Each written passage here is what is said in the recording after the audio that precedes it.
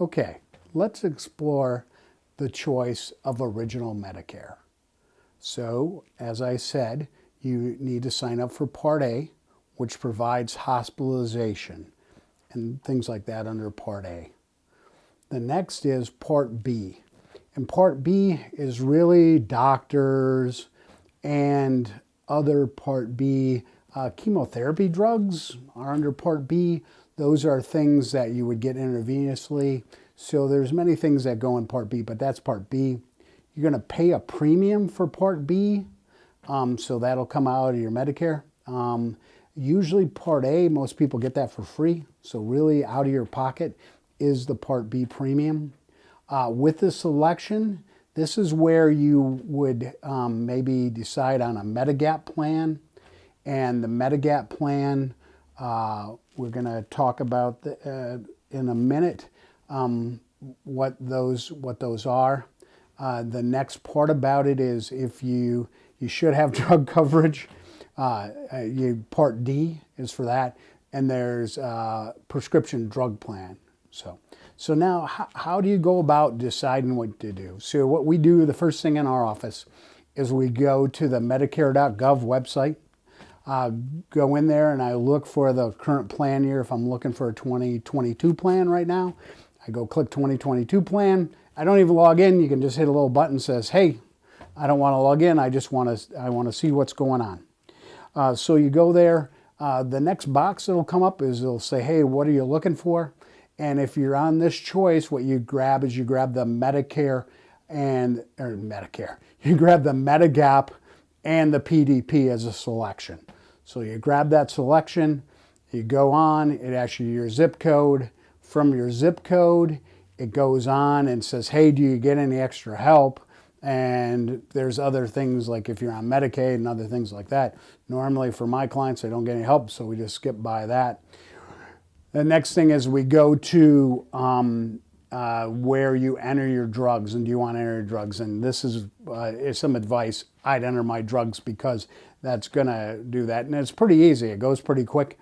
You enter your drugs, your dosages, how often you take them. Once you're done with that, you say done adding drugs. And then you go in and they select pharmacies. And you might think, oh, pharmacies aren't important.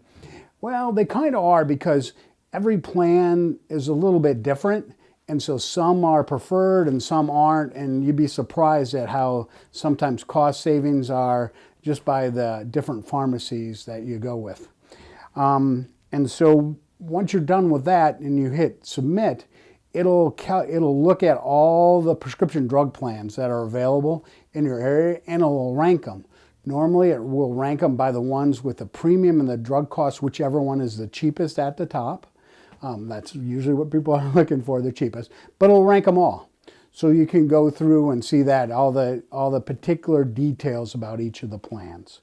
So once you have that, you basically have the information.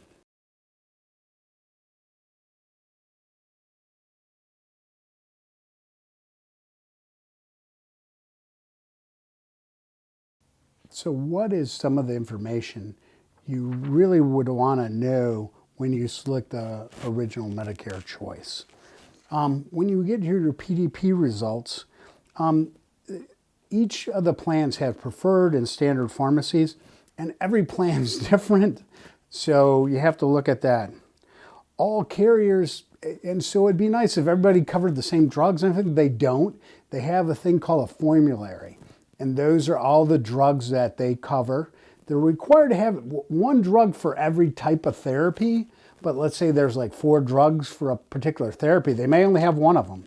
So that's why it's really important you put in your drugs.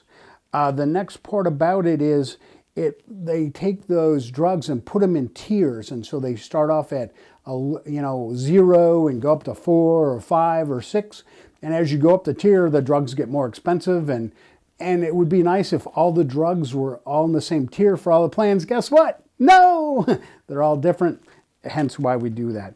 And the other thing that's really wonderful is they can change their formularies every year and put things in different tiers.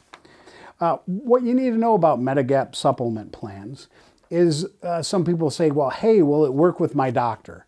or my hospital. And really how it works is if your doctor or hospital takes your Medicare, because in those Medicare is first, so that goes, the Medigap Supplement comes in and pays what, or a part of what Medicare doesn't. So Medicare pays first, and then the Medigap Supplement plan pays second. And that's how it works. So if your doctor takes Medicare, guess what? Your Medigap Supplement's going to work with it. Okay? Or if it, however it works. Some Medigap Supplement plans pay if the doctor's not in Medicare, but I dig into that a little bit before I went and did that. The next thing you need to know about Medigap Supplement plans is it's part of the alphabet soup. And all of a sudden they have plans and they go from A through N.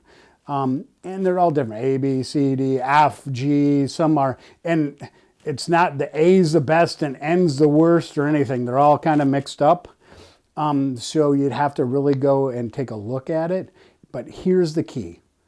If every insurance carrier that carries, let's say, a G plan, they all have to cover the exact same thing, right? So sometimes you'd want to go with the cheapest. Sometimes why I might not recommend the cheapest is that one that is maybe $5 more, his main office is, right around the corner from you. And if you have an issue, you can go right around the corner. The other plan may be cheaper, but you may be calling somebody in Idaho and who knows. So those are the things that you should consider when you're looking at choice number one, original Medicare, Part A, Part B, maybe a supplement, maybe no supplement, Part D, prescription drug plan or not. And that's really part of the first choice, original Medicare.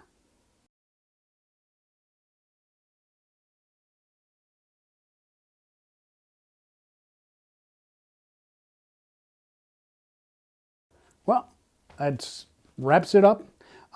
If I haven't done a good job and you're still confused, what I would recommend is you either find a licensed agent that can sell Medicare plans. There's some senior aging centers that you can go to that can help with that. And I'm a financial advisor. I do that as part of my practice. Many financial advisors go through health specific stuff. They know lots of information about Medicare. They may be a good resource. If a financial advisor, you can always ask them. But you should go ask for some help. It's an important thing. It should be a good thing. It's Medicare is great health coverage for reasonable prices normally. So just so you know. So thanks again. Have a wonderful day.